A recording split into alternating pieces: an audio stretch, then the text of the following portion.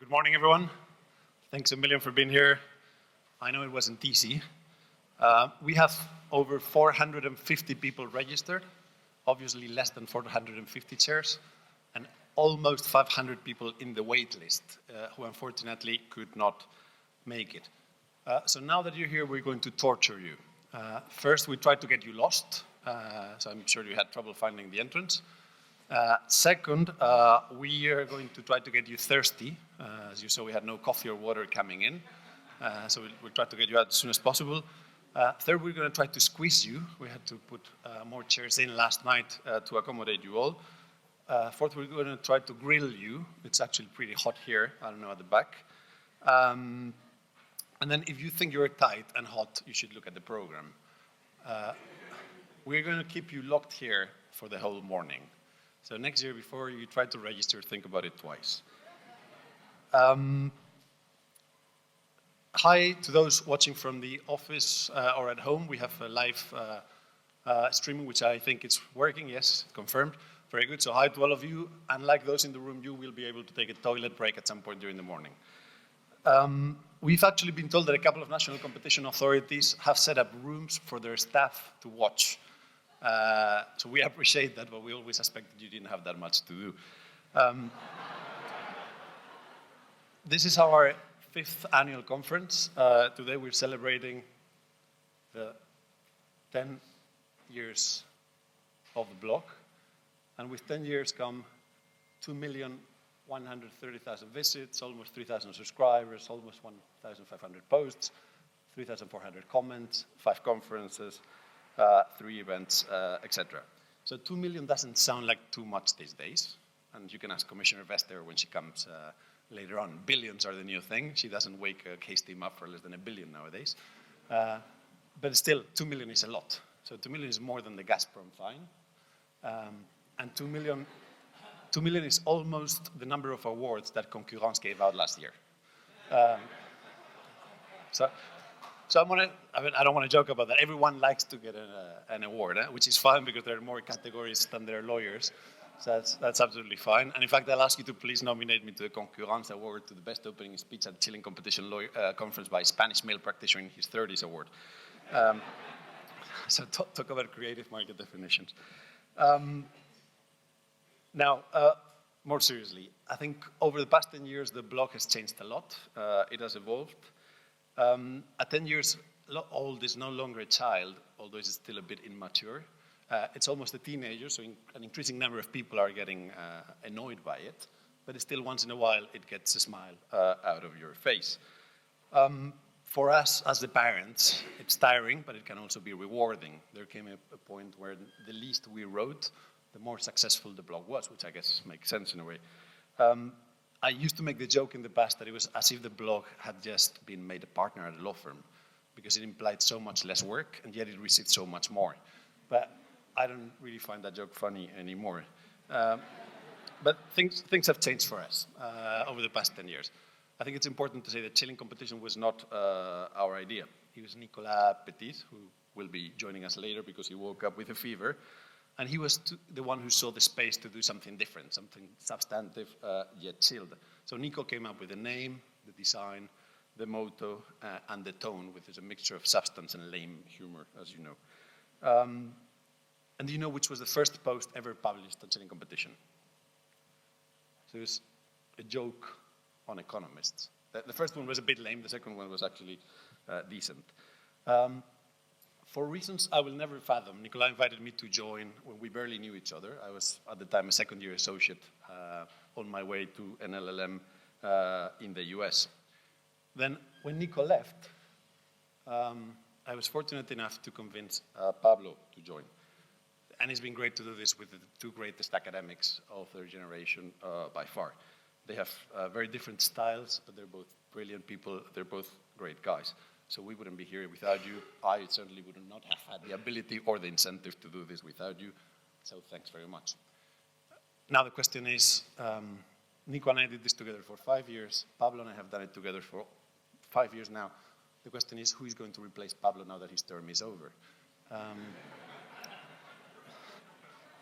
And don't look at me because I'm like Commissioner Vestager. My colleagues may leave, but I'm staying. Um, so in fact, I'm already training Pablo's successors. And again, things have changed for us. So I had 2 boys, a third on the way. Nico had 2 girls. Pablo wrote 3 books. But don't laugh. I mean, 10 years is a moment to take stock of things. So over the past 10 years, Chilean competition has been read all over the world. We're only missing Chad and the Central African Republic. And this is true. I can show you that on my phone later on. But there's something I've always been curious about and somewhat concerned. And this is not a joke.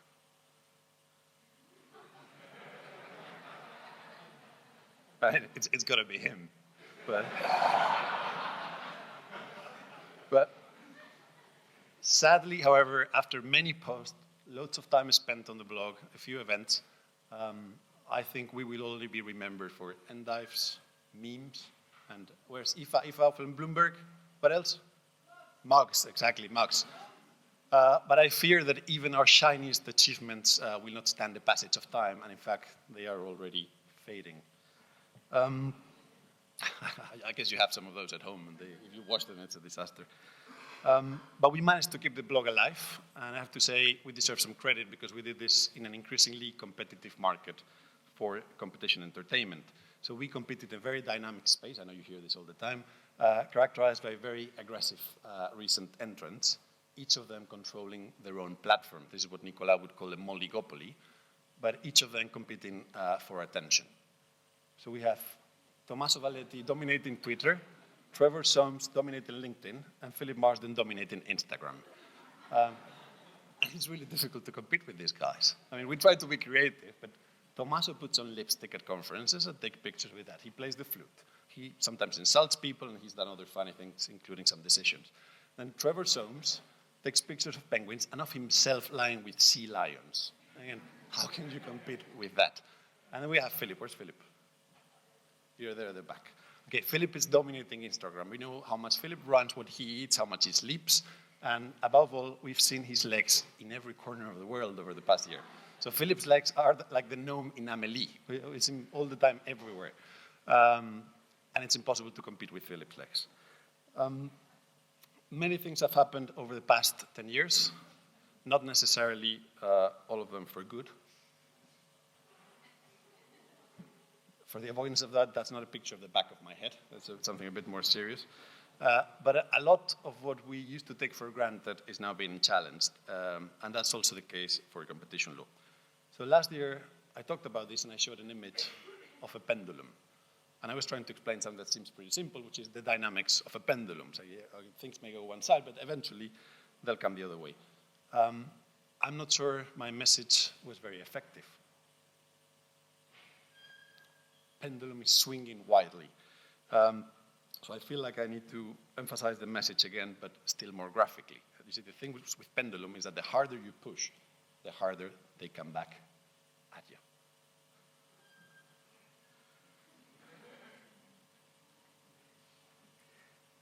So the truth, however, is that for better or for worse, competition law has changed over the past 10 years. Things are changing. We have gone from a period of relatively quiet, technical, judge-made competition law to a period where competition law is making headlines, and now to a period where headlines are making competition law. And I actually did say, where's Rochelle from Wall Street Journal? Back there?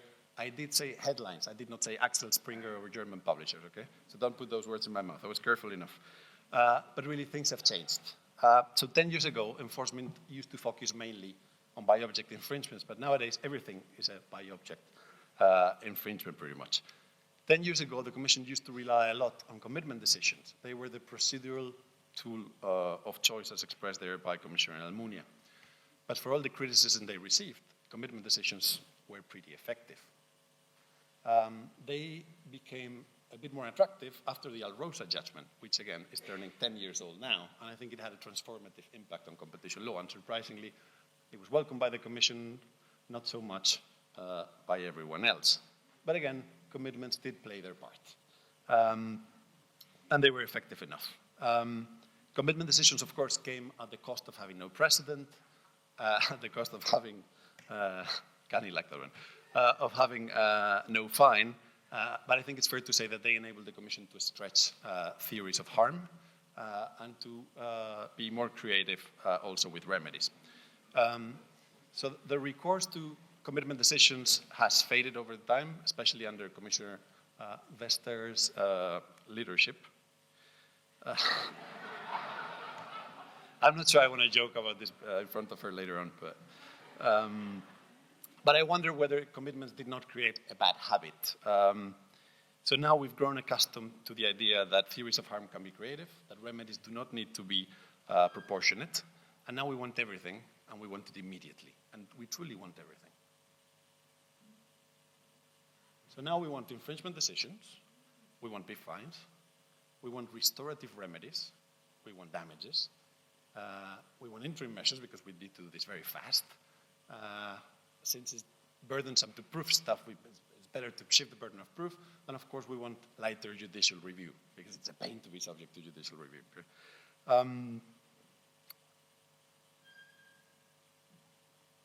This is actually something I read more recently. This is an actual piece. It's a real article, taking antitrust away from courts. This is something that's particularly worrying, but it's something that's been discussed nowadays. And nowadays, one even hears reasonable people arguing, and I quote literally, that appeals systems can contribute to the competition authorities' risk aversion. But isn't that the point about judicial review? So it is a fascinating time to do competition law with so much at stake. Unfortunately, it is also a time of polarization or footballization, as Pablo called it in this post. So today, we have no agenda. We want open minds, and I don't mean open minds in the way the Commission means it when it negotiates remedies with companies. So let me present, speaking of openings, today's program. So our opening keynote will be delivered today by Mark van der Woude, recently elected President of the General Court of the European Union. So this may well be tumultuous times for EU competition law, but we feel we're in very good and capable hands. So Mark, President van der Woude, was a Commission official, a practicing lawyer, the star and scriptwriter of a competition law movie, and Vice President of the Court. He's also one of the first people we ever interviewed in our Friday slots, and we're enormously grateful for your presence here today and for your early wake-up time. Following the President's keynote, we will have a format that has worked particularly well in the past. It's our own version of TED Talks. So these are individual interventions on whatever topic our speakers choose. There's only one rule, the 12-minute rule. You see a timer there on the left side of the stage. How many of you were here last year? Raise your hands. So a bunch. Do you remember that timer from last year? No. So last year, of course, there's a good reason why you wouldn't remember, because last year Pablo bought this on Amazon, but then he forgot to buy the batteries. So last year, this was a presence on the stage that was absolutely useless. This year we bought the batteries, but the thing still doesn't work. So we thought it would be good to have it there nevertheless. And it reminds me a bit of Philip Marsden because it's the second time it's here and it's yet to make a meaningful contribution. We have great TED speakers for this session. I won't disclose their topics. Next, for the fourth year in a row, we will have Commissioner Vestager with us. If you miss her today, you can see her at the conference tomorrow, maybe not. She's done pretty well since we started inviting her. So we invited her in 2006. She got a Women of Europe Awards. 2007, second appearance straight at the blog. Time, 100 most influential people in the world. 2018, big year. She got the tax lady treatment by Donald Trump. 2009, Person of the Year, Vice President of the Commission, 2 hats, etc.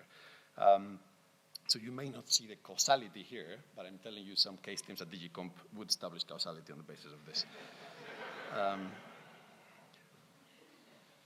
So as you know, she was recently made Executive Vice President of the European Commission, and she kept her role as Competition Commissioner.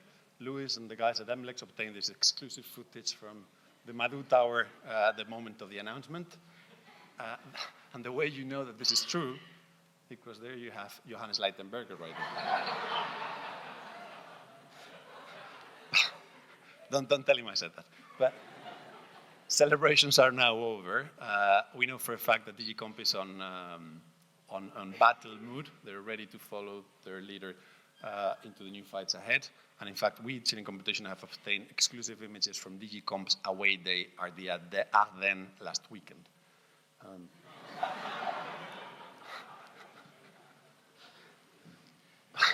Following the Commission's speech, we'll have the last session of the morning. It's going to be a long morning.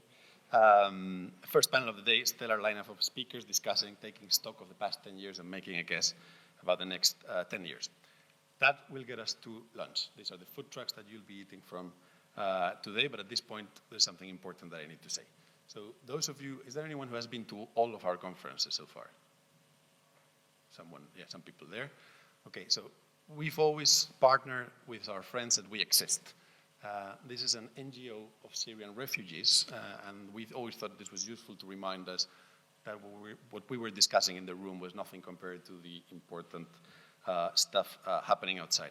So this was not possible this year for various reasons, but we will start doing dinners with them very soon. I'm sure you'd like to know that they won some awards recently. It was not the Concurrence Best Syrian Catering at the Competition Law Conference Award, but that's an idea. And they have started their own crowdfunding campaign. There's the link. You give them money, they give you food. So I would encourage you to take a look. After lunch, we'll have a discussion about the new competition law with 3 amazing speakers. They're all very well known for different reasons, but there's something you may not know about them, which is that they also guided and supervised the antitrust ideas of people that are very familiar to you. So Heike was Pablo's PhD supervisor, John Sutton was Tommaso Valetti's PhD supervisor, and Renata only supervised the antitrust ideas of a guy called Barack Obama as his Assistant Attorney General for Antitrust.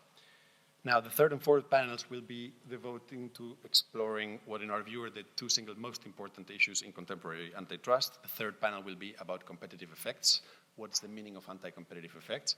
And given recent developments, it would be good that we figure out what it means before they stop being relevant.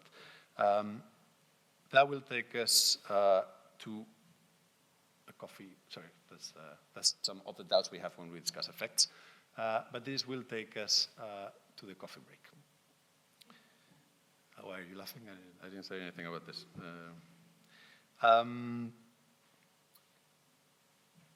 The last panel. We'll discuss something that's very close to our heart. We've been writing a lot on the blog about this, and it is not just because it's closely connected to a very rule of law. It is important as a matter of principle, but it is often the very crucial issue in practice in any complex case. Who needs to prove what and at what stage? And we are surprised at the amount of confusion that there still remains about these issues. My sense is that the EU courts are trying to clarify that whenever they have the chance, and the chance arises more often perhaps in state aid cases. But we think it's no accident that some of the most important cases in the past 10 years have had to do precisely with these notions. Intel, Carte Bancaire, same stuff even in the US. And interestingly, we now see 2 trends. We see the EU courts who are sending the message that the Commission needs to take the burden of proof seriously, and we have reports and commentators saying that the Commission should be dispensed of this burden. If this panel was not enough of an incentive for you to stay until the very end, we'll have a couple of hours of wine and socializing. And when we discussed what amount of wine we needed for you all, someone said, but what's the audience? What's the profession? I said, lawyers. And they said, then you need loads of alcohol. They're the worst. Last but not least, we want to thank the sponsors of today's conference. Without them, we could not do this for free. And without them, it's possible that we would not exist. This conference would not exist. It seems like an easy counterfactual, but let me emphasize it because believe me, some people don't understand this often. In addition, this year there seems to be a competition amongst our sponsors to see who comes up with the best marketing gift. So there should probably be a Concurrence award for that too. So thanks to our sponsors, thanks to our speakers, thanks to you for being here. Thank you all, and Mr. President, the floor is all yours.